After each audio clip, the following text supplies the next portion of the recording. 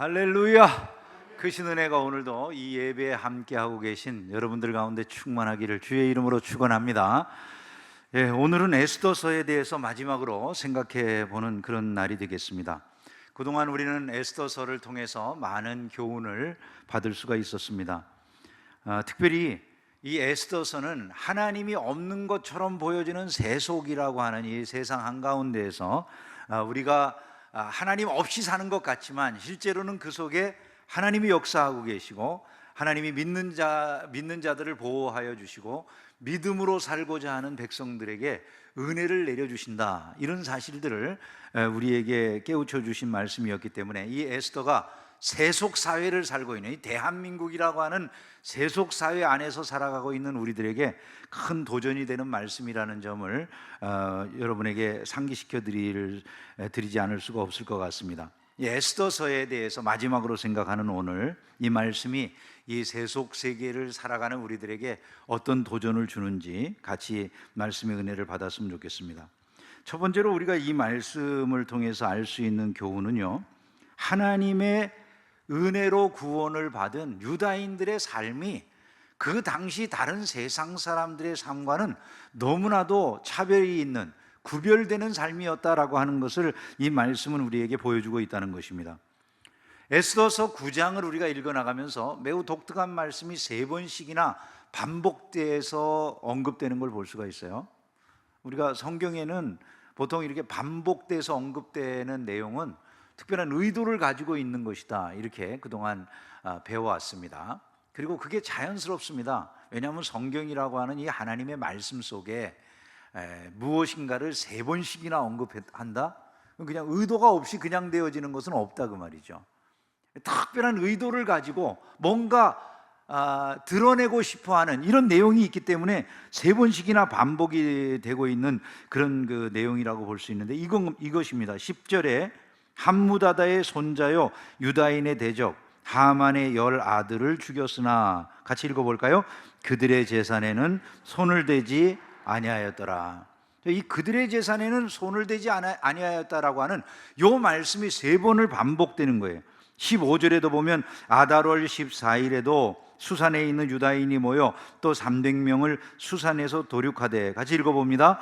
그들의 재산에는 손을 대지 아니하였고, 또 16절에도 마찬가지로 왕의 각 지방에 있는 다른 유다인들이 모여 스스로 생명을 보호하여 대적들에게서 벗어나며 자기들을 미워하는 자 7만 5천 명을 도륙하되, 같이 읽습니다. 그들의 재산에는 손을 대지 아니하였더라. 특별하게 이 말씀을 반복적으로 사용하고 있잖아요. 그 재산에 손을 대지 아니하였다. 그러니까 이것에 대해서 특별하게 생각할 주제라고 하는 것을 말씀해 주는 거라는 거죠. 드러내고 싶은 의도가 있다는 거예요. 어떤 의도로 특별하게 이 에스더서에 그들의 재산에 손을 대지 아니하였다라고 말을 했을까? 우선 그냥 가장 간단하게 생각할 수 있는 게 그거라는 거죠. 유대인들의 삶은 당대 이방인들의 삶하고는 굉장히 차이가 났다는 거예요. 다른 점이 있었다는 거죠. 그죠? 어렵습니까? 유대인의 삶은 다르다. 뭔가 주변에 있는 사람들이 바라볼 때 이 세속 사회에 있는 사람들의 시각으로 에스더서를 본 것 같다는 말씀을 드렸잖아요, 그죠? 근데 세상 사람들이 바라볼 때 저 사람들의 삶은 뭔가 다르다, 이렇게 보여지는 점이 있다는 거예요. 그게 뭐라는 겁니까? 대적을 쳐서 죽였는데 그 재물에는 손을 대지 않더라라는 거예요. 당대 세계에 보면 이게 너무나도 특별한 일이었다는 것이죠. 왜냐하면 당대 왕이 명령을 내린 거예요. 왕의 명령이면 초법이잖아요, 그죠? 왕의 명령에 따라서 모든 일이 마음대로 이루어질 수 있는 거죠. 왕이 가서 그놈들 죽이고 니네들이 그거 다 가산 탈취해도 돼, 이렇게 명령이 내려졌어요. 그건 다른 법이 그걸 어떻게 통제하지 못하는 거예요. 그냥 가서 왕의 명령대로 하면 되는 그런 시대라는 거죠. 그게 자연스럽고 그게 마땅한 일이다, 이렇게 생각되던 때인데 유대인들은 그렇게 행동을 안 하더라는 거예요. 이게 유대인들은 행동이 다르네, 그죠? 그거를 사람들에게 알려주고 싶어 하는 것이다. 이 사실이 왜 도대체 자꾸 언급되고 있느냐? 이방인들하고 다른 이런 측면들이 매우 중요하다는 것을 강조하기 위함이겠죠, 그죠? 유대인들의 이런 특징이 매우 중요하다는 걸 강조하기 위함. 어디서부터 이런 유대인들의 삶의 특징이 나타났을까요? 자기네 조상인 아브라함 때부터 나타난 특징이에요. 그러니까 아브라함이 여러분 아시다시피 소돔과 고모라 지역에 자기 조카 롯이 살고 있었는데, 그 소돔과 고모라 지역을 신나라왕을 비롯해서 4개국 연합군이 이제 밀고 들어와가지고 침략을 하고 거기에 있는 모든 것들을 다 빼앗고 사람들을 많이 죽이기도 했지만 또 많은 사람들을 잡아가는 그 가운데 롯도 같이 잡혀서 포로로 끌려가는 이런 일이 벌어지게 됩니다. 아브라함이 조카 롯을 구하기 위해서 자기 집에서 길리운, 그러니까 자기 집에서 훈련하고 기르고 있던 사병 318명의 사병을 동원해 가지고 그들을 추격해 가서 아브라함이 그들을 급습해 가지고 자기 조카 롯도 구출을 해내고 그리고 많은 재물들을 탈취해 가지고 돌아오게 되었어요. 소돔 왕이 사회골짜기라고 하는 곳까지 나와서 아브라함 일행을 환영을 해주고 큰 이제 개선 장군인 아브라함에게 소돔을 비롯해 가지고 5개국 연합군을 대파하고 그렇게 어마어마한 사람들을 포로로 잡아간 그들인데, 그들을 아브라함이 318명의 개인 사병 데리고 가가지고 물리치고서 이렇게 어마어마한 전리품을 가지고 사람들까지 막 구출해 가지고 돌아오니까 소돔 왕이 너무나 좋아가지고 이제 환영식을 해주러 나왔다가 이런 말을 아브라함에게 하잖아요. 네가 사람들은 나에게 돌려보내고 거기에서 탈취해온 물건들은 다 네가 가져가라, 이렇게 이야기를 해요. 그때 아브라함이 보이는 반응이 매우 독특했죠. 아브라함이 저 소돔 왕이 나를, 아브라함을 부요하게 했다 할까 하는 말을 들을까 싶으니까 이거를 하나도 내가 한 푼도 내가 받지 않겠다, 그리고 그 물건들을 싹 돌려주는 10분의 1을 멜기세덱에게 바치는 일을 하는 것 외에 나머지는 몽땅 다 돌려주기로 하는 이런 결정을 내렸다는 말씀이 나오죠. 그죠? 이스라엘에게 있어서 믿음의 첫 조상 때부터도 남의 것을 탈취하는 이런 일을 한 다음에 그걸 그냥 자기가 소유하려고 하지 않은 이런 전통이 있다는 것이죠. 즉 믿음으로 살아가면서 유대인들 안에는 남의 다른 사람들이 비록 대적이라 할지라도 그들의 것을 자기 개인의 소유로 소유하는 것은 매우 조심스러워하는 이런 모습이 있었다는 것. 그것이 특별히 하나님의 영광을 드러내는 데 문제가 있을 때에는 유대인들의 사회가 굉장히 조심스러워했다라고 하는 것을 알 수가 있더라는 것입니다. 자기 조상 때로부터 유대인들의 삶의 양식은 달랐다는 것이죠. 이러한 것이 지금 이 에스더 시대에 유대인들이 또 하나님의 은혜를 입어서 구원을 받은 거잖아요.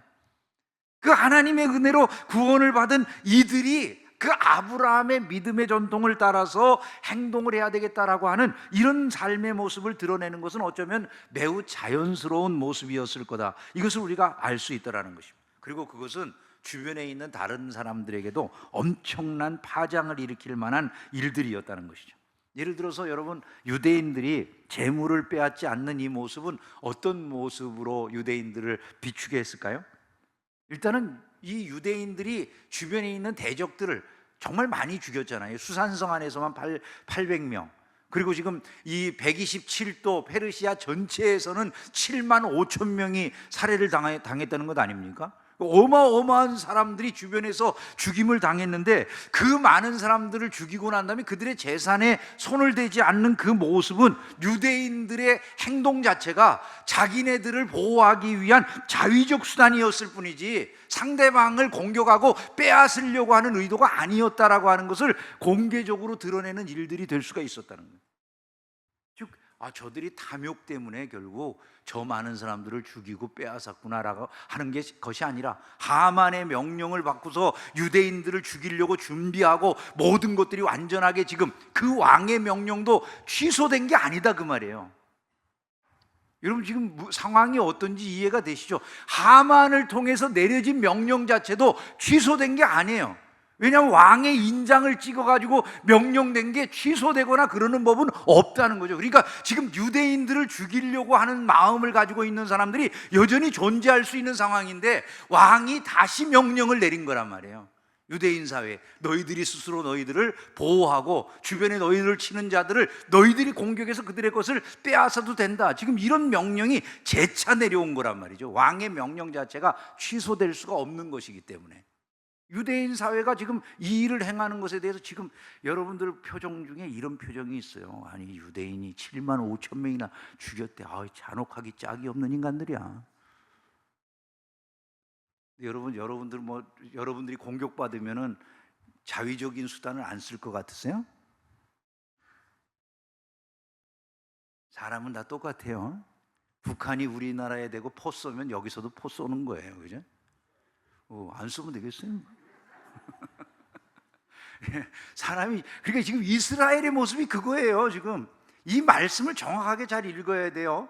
그러니까 이 주변에서 이스라엘을 죽이려고 하는 사람들이 있는 거예요. 그들을 이스라엘이 먼저 공격할 수 있도록 그렇게 허락이 된 거고, 이스라엘이 자위적 수단으로 그들을 공격해서 처단했다, 이런 얘기가 되는 것입니다. 결국은 전쟁이란 얘기죠. 일종의 전쟁 상황이라는 거예요, 전부 다. 그리고 이스라엘이 자기네들을 구원해낸 거예요, 스스로가.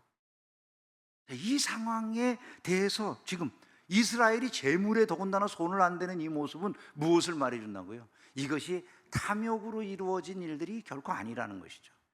순전히 자위적 수단에 의해서 우리 자신들을 그냥 보호하기 위해서 우리는 행한 일에 불과하다, 이거를 드러내는 그런 사건이 된다는 것이죠. 또한 이러한 일들은 유대인들의 고차원적인 그런 도덕심을 드러내는 것이 되기도 하는 것입니다. 주변에 이 모든 사람들이 당시에 남의 것을 빼앗고 탈취하는 건 그냥 지극히 자연스러운 거예요. 요즘 같은 세상이 아니다, 그 말이죠. 무슨 국제적인 질서가 있고 그런 게 아니잖아요. 페르시아라고 하는 나라가 힘만 가지면 주변에 있는 모든 나라들을 다 지네 나라로 삼켜도 되는 그런 시대라는 거예요. 그냥 가서 막 남의 것을 빼앗고 죽이고 하는 이런 것들이 그냥 일상처럼 일어나는 그런 시대예요. 물론 법도 있고 그러겠지만 지 나라 안에서나 법이지, 힘을 가진 자들이 남을 정복하고 빼앗고 하는 이런 것들이 지극히 자연스러웠던 그런 시절에 유다인들이 왕의 명령, 왕의 허락이 있음에도 불구하고 그들의 것을 탈취하지 않았다. 유다인들은 왕의 명령보다 더 고차원적인 명령에 의해서 지배를 받는 자들이라고 하는 이런 특별한 점을 실제적으로 드러낼 수 있는 기회가 되었다는 것입니다. 보통 사람들은요, 행동할 때 자기에게 주어진 역할보다 더 탐심이 들어오면 더 강력하게 반응하는 경우들이 많거든요. 유다인들은 오히려 자기네들에게 그 모든 일들이 허용됐음에도 불구하고 그렇게 행동하지 않았다라고 하는 것은 이들이 높은 도덕성에 의해서 통제되는 사람들이다라고 하는 걸 당대 사회 속에 드러낼 수가 있었다는 거예요. 더군다나 이들이 그 재산을 빼앗지 않는 그런 모습은, 유다인들은 사실은 저 사람들과 싸우고 싶은 게 아니라 본질적으로 평화를 추구하고 화평을 원하지만 저들이 우리를 공격하려고 하기 때문에 어쩔 수 없이 이런 일들이 이루어지고 있다라고 하는 것을 드러냄으로써 사람들 사이에 평화의 중요성과 같은 것을 오히려 심어주는 결과물도 있을 수 있었다, 이런 것을 우리에게 보여주는 것이고, 이것은 오늘을 살아가는 우리들에게도 너무나 큰 교훈이 된다는 것이죠. 신자의 삶이라고 하는 것은 법 이상의 도덕성이 요구되는 삶이라는 것을 잊지 않기를 주의 이름으로 축원합니다. 그 세상의 법으로만 신자의 삶이 다 이루어지는 것처럼 생각하면 안 된다는 것이죠. 그 이상의 차원 높은 그런 도덕성, 특별히 하나님의 백성으로서의 특별한 차이점들이 세상에 드러나는 이런 모습이 있어야 된다는 거예요.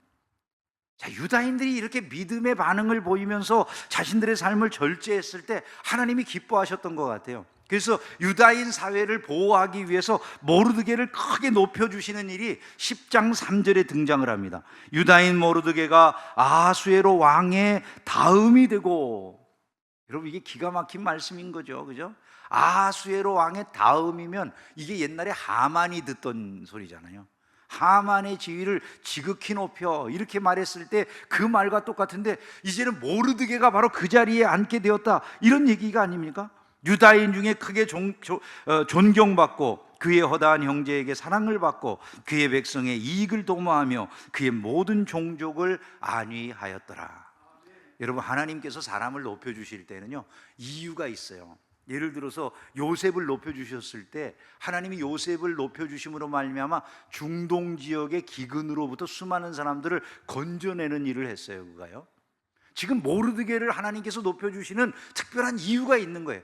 유다인들은 불과 얼마 전까지만 해도 목숨을 함께 다 잃어버릴 수밖에 없는 이런 위기 속에 처해 있었잖아요. 그때 이들은 얼마나 황량한 광야 속에 던져진 것과 같은 자신들의 그 한심한 처지를 한탄하고 있었을까? 우리가 이런 생각할 수 있지 않습니까? 마치 벌거벗은 채 그냥 아주 추운 대지에 버려진 것 같은 자신들의 처지를 한탄했을 텐데, 하나님께서 이 모르드게를 높여주셨다는 거예요. 얼마나 높여주셨냐면 왕 다음의 자리, 예전에 하만이 있던 그 자리에 높여주셔가지고 이 유다인 사회의 든든한 가림막이 되도록 역사하여 주셨다. 바로 이 말씀인 것이죠. 이 말이에요.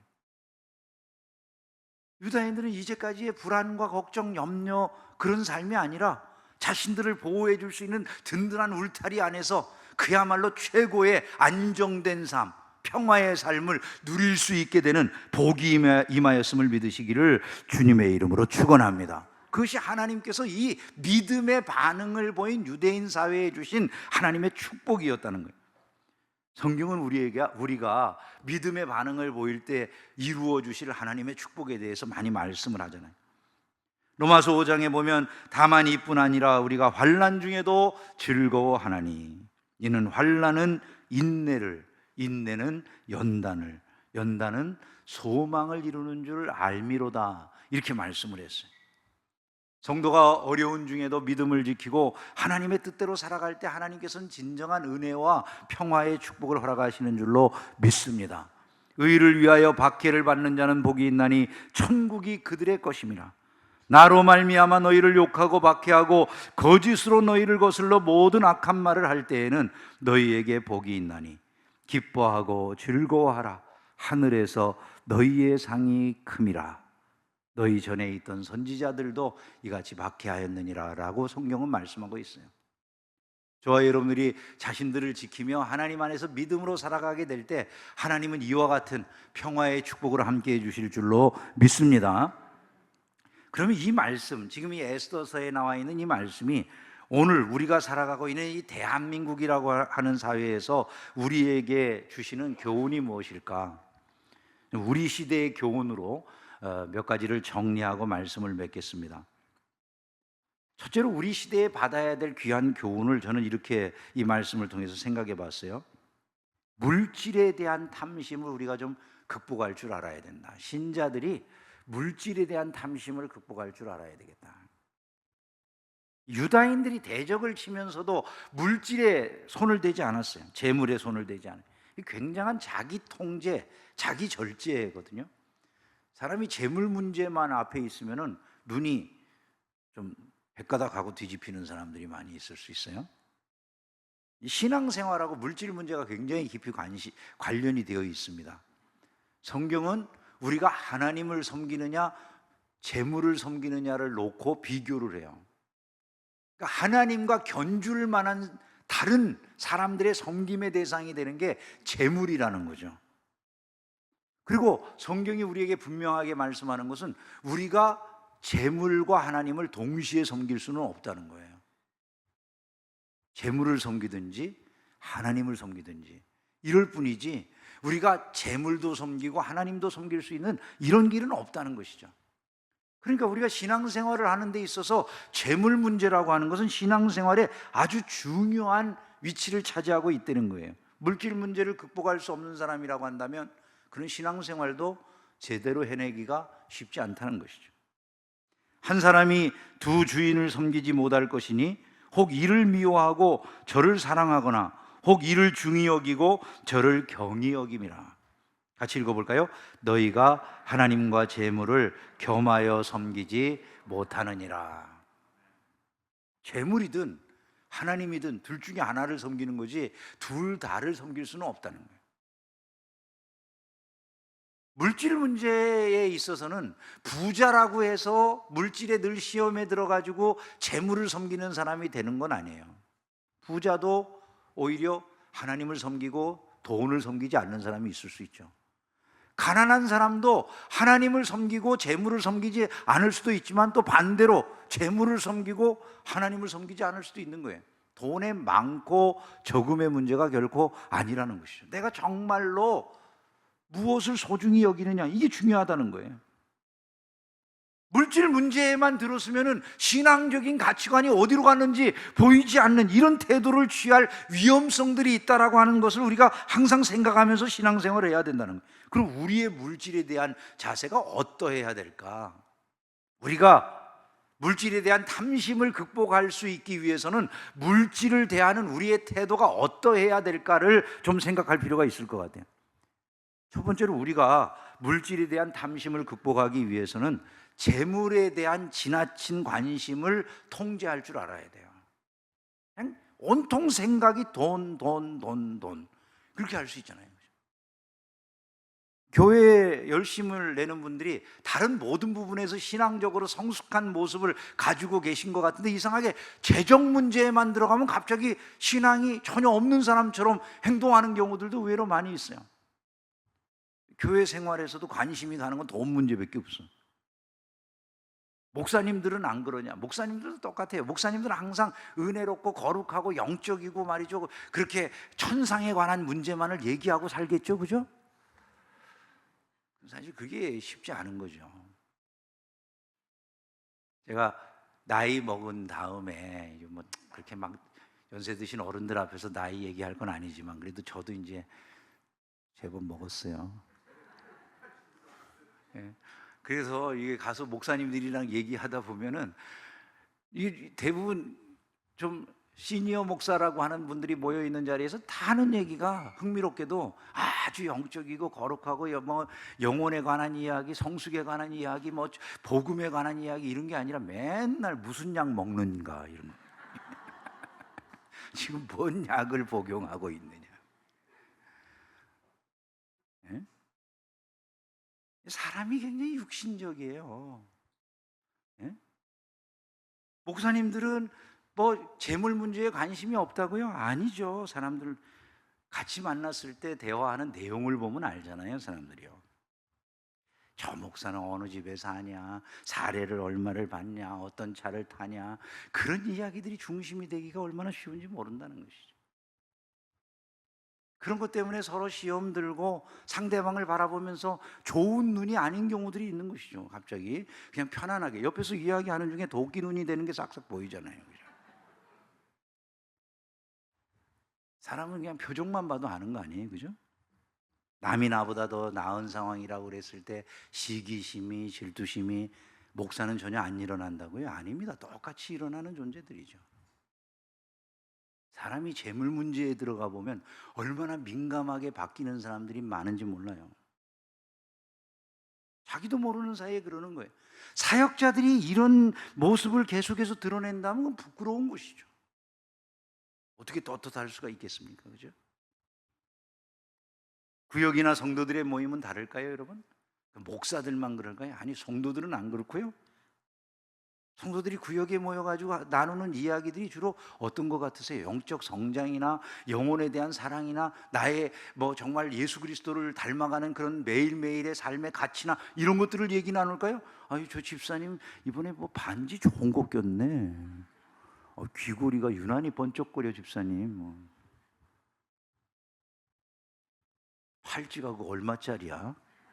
그 남이 그런 걸 낀 걸 뭐 그렇게 관심을 가져야 되나 싶잖아요, 그죠? 근데 그런 게 관심거리가 되는 거예요. 그리고 얘기 주제라고 하는 게 어디 여행 갔다 온 거, 뭐 먹은 거, 어느 호텔에 뭐 뷔페에 간 일. 뷔페에서 많이 먹다 보면 뷔페하기가 쉬운데 하여간 그런 안 그렇기를 바라지만 우리가 그럴 수 있다는 거예요, 우리가요. 다. 여러분, 그게 다 뭐에 관한 문제인 것 같으세요? 이게 다 물질 문제예요, 전부 다. 우리가 자칫하면 그런 것 때문에 마치 그런 것으로 비교하고 그런 것으로 모든 일이 다 된 것처럼, 조금 나으면 남과 비교해서 마치 더 높은 위치에 있는 것처럼 스스로를 착각하고 어느 순간 모든 것이 막 재물로 다 판단되고 생각되어지는 이런 자리에 떨어질 위험성들이 있다는 거예요. 그리고 재물 문제만 들어오면 갑자기 신앙의 인격은 어디로 가버리고 그저 내가 가지고 있는 짐승적인 그런 본능적 삶의 욕구만 남는 이런 것이 있을 수 있다는 것이죠. 예수님은 이런 탐심의 삶이 우리에게 있어서는 안 된다. 삼가 모든 탐심을 물리치라. 사람의 생명이 그 소유에 넉넉한 데 있지 않다라고 말씀을 하셨어요. 오늘 아침에도 제가 주일날 예배를 드리기 위해서 나오기 전에 식사를 하면서 앉아가지고 뉴스를 듣는데 뉴스에 그런 뉴스가 나오더라고요. 미국의 지금 실리콘밸리에 있는 한 은행이 파산했다고 하는 뉴스가 나오더라고요. 리먼 브로더스 사태와 같은 그런 사태가 또 일어날지 모른다, 이런 걱정이 생겼어요. 아침에 나오면서 우리 성도들의 삶에 또 이런 어려움이 초래되는 건 아닌가. 2008년 여러분 7년 8년 리먼 브로더스 사태 일어나고 모기지 사태 일어났을 때 정말 많은 분들이 어려움을 겪으셨죠. 금리가 8% 이상까지 막 올라가고 많은 사람들이 어려움을 당하고 기업이라든지 또 집을 사신 분들이 그 여러 가지 어려운 시간들을 보내야 됐었는데, 지금 실리콘밸리에서 일어난 그런 일들이 어디까지 파장을 미칠지 지금 모르는 이런 상황이라는 이야기를 들었어요. 사람이 그냥 내가 탐심에 대해서 생각 안 하려고 해도 머릿속에 계속 그런 생각을 넣도록 되어 있는 게 이 세상이에요. 우리가 살아가는 세상은 그런 데로부터 우리를 자유롭게 내버려 두는 그런 세상이 아니라고요. 항상 계속해서 우리 가운데 그런 여러 가지 다양한 도전을 내와요. 그런 것에 의해서 우리의 온 마음이 물질에 빼앗기게 되면 물질에 빼앗긴 그 마음으로부터 우리의 문제가 해결되느냐, 그런 건 아니라는 거예요. 그럴수록 우리는 더 믿음으로 돌아가야 된다는 것을 잊지 않기를 주의 이름으로 축원합니다. 그리고 탐심이 아니라 하나님의 거룩한 뜻 안으로 내가 돌아가야 되겠다라고 하는 그런 의식을 자꾸 가져야 된다는 거예요. 왜냐하면 우리는 무너지기 쉽고 시험에 들기 쉬운 존재들이기 때문이라는 거예요. 두 번째로 우리가 생각해야 될 것은 우리가 어떻게 이 탐심을 물리치고 결국 그것을 극복해내는 신앙생활을 할 수 있느냐. 재물보다 하나님을 최고의 사랑의 대상으로 삼을 때 그게 가능하다는 것이죠. 저와 여러분에게 최고의 사랑의 대상이 누굽니까? 재물이 아니라 하나님이 될 수 있기를 진심으로 소망합니다. 다윗의 위대함이 어디에 있을까요? 다윗의 위대함은 다른 데 있지 않습니다. 그가 우리보다 굉장히 도덕적으로 성결하다거나 이런 점이 아닙니다. 다윗의 특징은 하나님을 사랑하는 데 있어서 철두철미한 거예요. 그의 그 사랑의 정신은 자기의 모든 것을 아낌없이 주님을 향해 드리는 자세로 나타나잖아요. 나와 내 백성이 무엇이기에 이처럼 즐거운 마음으로 드릴 힘이 있었나이까. 그런 자기 위에 하나님이 계시고 자기는 청지기에 불과하다는 의식을 늘 가지고 사는 사람이에요. 그 의식 속에서 하나님만을 절대적으로 섬기는 이런 자세를 가졌을 때 하나님이 다윗을 높여주신 것이죠. 성경이 이렇게 말하지 않습니까? 내 보물 있는 그곳에 내 마음도 있다. 우리가 하나님을 정말로 사랑하는가? 여러분, 사랑하면은 사랑하는 사람에게 좋은 것을 주는 게 아깝지 않잖아요. 내가 아내를 사랑하면 남편이나 아내에게, 아니면 자녀들에게, 내가 자녀들을 사랑하면 자녀들에게, 부모님을 사랑하면 부모님에게 좋은 걸 해주고 싶죠, 그죠? 좋은 걸 해주고 싶은 게 당연한 거 아니겠습니까, 그죠? 아니세요? 네, 다 좋은 걸 해주고 싶어요. 하나님께 똑같다는 거예요. 하나님께 하는 게 똑같아요. 좋은 걸 해드리고 싶어요. 그것이 우리가 이 재물 문제를 통제할 수 있는 길이 된다는 것이죠. 욕심에 휘둘리지 않는 이런 삶이 가능해진다는 거예요. 내가 이 세대에서 부한 자들을 명하여 마음을 높이지 말고 정함이 없는 재물에 소망을 두지 말고 오직 우리에게 모든 것을 후히 주사 누리게 하시는 하나님께 두며 선을 행하고 선한 사업을 많이 하고 나누어 주기를 좋아하며 너그러운 자가 되게 하라. 이것이 장래에 자기를 위하여 좋은 터를 쌓아 참된 생명을 취하는 것이니라. 돈 하는 삶은 결코 그렇지 못하다는 거예요. 부하려 하는 자들은 시험과 올무와 여러 가지 어리석고 해로운 욕심에 떨어지나니 곧 사람으로 파멸과 멸망에 빠지게 하는 것이라. 돈을 사랑함이 일만 악의 뿌리가 되나니 이것을 탐내는 자들은 미혹을 받아 믿음에서 떠나 많은 근심으로 자기를 찔른다 그랬어요. 여러분, 세상에 우리가 무엇을 얻으려고 하는 것이 탐심에 기초한 것일까요? 아니면 진정한 하나님이 원하시는 바에 기초한 것일까요? 그런 것들을 우리가 생각해야 된다는 것이죠. 참 감사한 것은 지난주에 저희 교회에서 교단 사회복지부에다가 지난번 그 튀르키예와 시리아 지역의 지진 피해자들을 위한 헌금을 먼저 1천만 원을 우리가 입금을 했습니다. 교단에서 지금까지 모은 돈을 지난번에 한번 이야기 들었는데, 그때 들은 이야기에 의하면은 우리 교회에서 지금 이번 주까지 우리가 모금을 하고 말 것입니다. 다음 주에 튀르키예를 위해서 보내주세요 보내면 안 됩니다. 이번 주까지 모금 마감을 할 텐데, 이번 주까지 들어오는 건 이제 다음에 또 보내도록 우리가 생각을 하고 있지만, 먼저 보낸 것, 그리고 지금 남아 있는 것, 이거 보니까 우리 교단에서 보낸 튀르키예를 위한 그 사회복지부에 보내진 헌금 중에 거의 우리 교회가 10분의 1은 보낸 것 같아요. 우리 교우들이 참 열심히 어려운 이웃들을 위해 헌신했다, 이런 생각했습니다. 이런 것이 하나님을 기쁘시게 해드리는 일임을, 그리고 또 우리가 탐심을 극복하는 길이라는 걸 잊지 않기를 주의 이름으로 축원합니다. 한 가지 더 말씀을 드리면, 우리가 탐심을 이겨내는 이런 삶을 살려고 하면요, 하나님이 진짜 공급자시다라는 사실을 믿을 때 우리가 그걸 이길 수 있다는 거예요. 하나님이 진짜 공급자시다는 거예요. 너희가 목숨을 위하여 무엇을 먹을까, 무엇을 마실까, 무엇을 입을까 염려하지 말라. 이게 성경의 말씀이잖아요. 하늘 아버지께서 우리를 기르신다. 재물에 대한 탐심을 극복하는 것은 여기에 대한 믿음이 있을 때 가능하다는 거예요. 하나님이 내 삶의 공급자가 되신다. 한번 따라서 해봅시다. 하나님이 내 삶의 참된 공급자시다. 믿으면 아멘 합시다. 그것을 믿을 때 우리가 비로소 재물의 노예가 되는 삶으로부터 벗어날 수가 있다는 거예요. 하나님이 우리 인생길의 진정한 공급자가 되심을 믿으면서 저와 여러분들이 살아갈 수 있기를 주의 이름으로 축원합니다. 그러므로 염려하여 이르기를 무엇을 먹을까, 무엇을 마실까, 무엇을 입을까 하지 말라. 이는 다 이방인들이 구하는 것이라. 너희 하늘 아버지께서 이 모든 것이 너희에게 있어야 할 줄을 아시느니라. 유다인들이 재물에 대해서 이렇게 아주 절제하는 이런 모습을 보였던 것처럼 저와 여러분들이 그러한 삶을 살아야 되겠다라는 생각을 마음에 품어야 되겠습니다. 마지막으로 한 가지만 더 말씀을 드린다면, 하나님이 우리를 붙들어 주신다고 하면 우리의 삶의 기적은 하나의 상식이 될 수 있다는 거예요. 이게 기가 막힌 일인 것이죠. 모르드게가 총리에 오른다. 여러분, 이게 말이 되는 일입니까? 그런 왕궁의 문지기였던 사람이었어요. 근데 불과 며칠 사이에 그의 자리가 총리의 자리로 옮겨지는 거예요. 궁전 문지기가 총리로 말이죠. 여러분, 성경에 이런 이야기가 한 번 등장하는 게 아니잖아요. 죄수인 요셉이 총리로, 사로잡혀갔던 노예 청년인 다니엘이 총리로, 이렇게 올라가는 역사들이 일어나죠.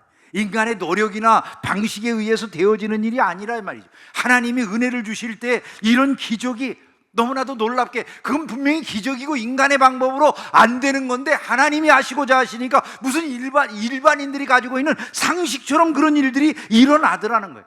우리가 인생을 살아가면서 정확한 눈을 가지고 세상을 정확하게 판단하려고 하는 것, 그건 마땅히 해야 될 일이에요. 공상에나 빠져가지고 인생을 살아가는 건 바람직한 일이 결코 아닐 거예요. 그러나 하나님을 믿는 하나님의 백성 안에 꿈이 있어야 돼요. 하나님 그분 안에서 우리가 가지는 그 꿈들은 결코 헛된 게 아니에요. 우리의 가지고 있는 자체의 힘은 한계가 있어요. 우리가 가진 지혜도 한계가 있고 지식도 한계가 있어요. 모르드게도 그런 한계를 가지고 있는 보통의 사람이에요.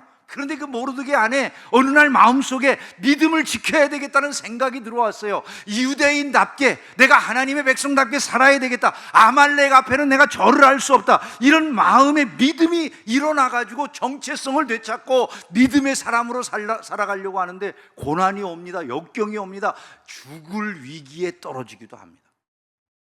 그런데 그것을 극복하고 난 후에 인생이 너무나도 놀랍게 바뀌는 거예요. 결국 인생의 참다운 승리를 가져다주고 기적을 상식처럼 만들어주는 일이 어디에서 일어납니까? 믿음으로 말미암아 일어난다. 저와 여러분들이 이것을 잊지 않기를 주님의 이름으로 축원합니다. 그는 사랑과 존경, 우러러 봄을 당하는 자리에 있게 되었어요.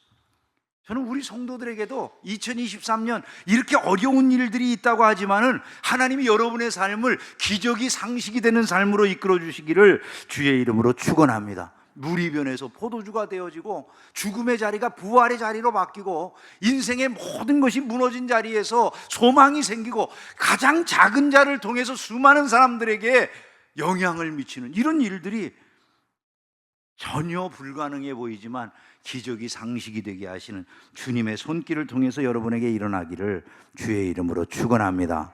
말씀을 맺습니다. 믿는 자들의 삶이라고 하는 것은 불신자들의 삶과는 차이가 나는 삶이어야 된다. 이 점을 우리가 생각합시다. 믿는 자들의 삶은 믿지 않는 사람들의 삶과는 다른 고상함이 있고 아름다움이 있고 성숙함이 있는 삶이라는 걸 우리가 기억을 해야 되겠어요. 세상 사람들과는 차원이 다른 삶, 그게 저와 여러분의 삶이 될 수 있기를 진심으로 소망합니다. 우리가 믿음으로 살아갈 때 하나님이 우리의 삶에 모르드게를 통해서 이스라엘 공동체, 유다인 공동체에 평화를 주셨듯이 우리의 삶에 평화와 승리를 주실 줄로 믿습니다. 한 주간도 믿음으로 살아가시는 가운데 이 세상 모든 사람들과 차이나는 복된 성도의 삶을 누리게 되시기를 주의 이름으로 축원합니다.